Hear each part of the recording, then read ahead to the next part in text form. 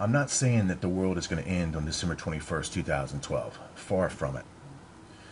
What I'm describing is what the Bible is talking about, what all of the popular theory is talking about. We're talking about the end of an age. We're talking about the end of an era. We're talking about the end of the way that we currently see the world reality around us. The connection for this understanding, at least that the Bible can give us, to the specific date as this end of this present consciousness of the world, this present system, how we're kind of doing business here, is going to be at chapter 9 in the book of Revelation.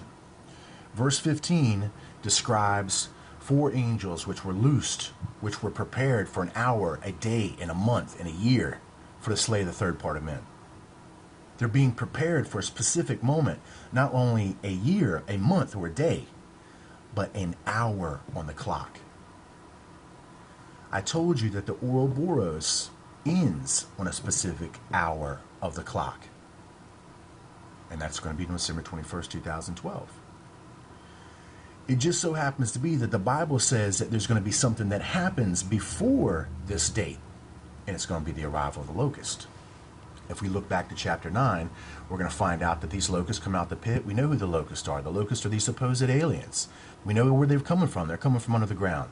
They're a part of this supposed ancient civilization of an ancient master race which has been on our planet for a long time, and they've been hiding out. And they've been preparing for an hour, a month, a day, and a year. To do what? What are they planning on doing? Well, we would have to understand what the book of Judges is describing in chapter 14, verse 14, when it starts describing this riddle of Samson. He starts describing that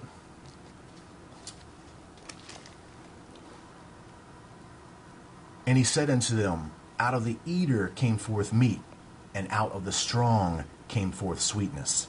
Nobody could figure out that riddle. Well, this is what he was telling you. Out of the mouth of the eater comes forth meat. Well, that's the Ouroboros. The eater is the serpent. This symbolizes that the serpent believes he's about to take final control and completely contain our world reality. And that out of his mouth is going to be the only meat that we get from this point on. As they describe, or Samson describes, this condition,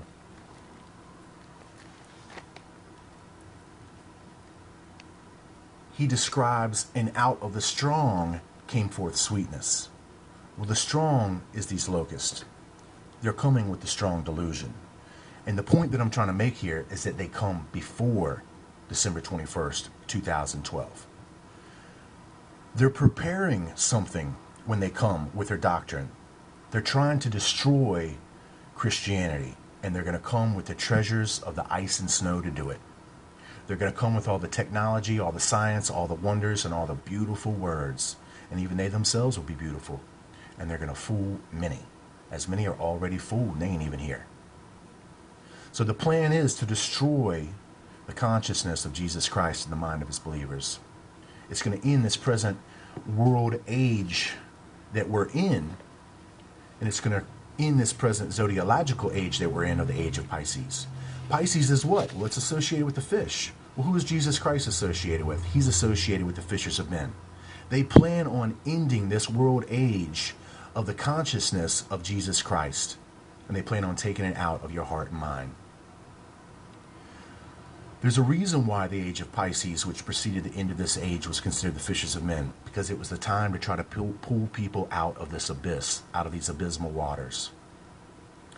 So we see that the locusts come before December 21st, 2012, to prepare for the arrival of someone. To prepare for the arrival of someone that's going to specifically arrive as the Bible begins to contend at a particular timing. And it describes a day, a month, and a year. Well, it just so happens that that's exactly what this describes. It describes the entrance of the Antichrist into the physical plane at the Ouroboros.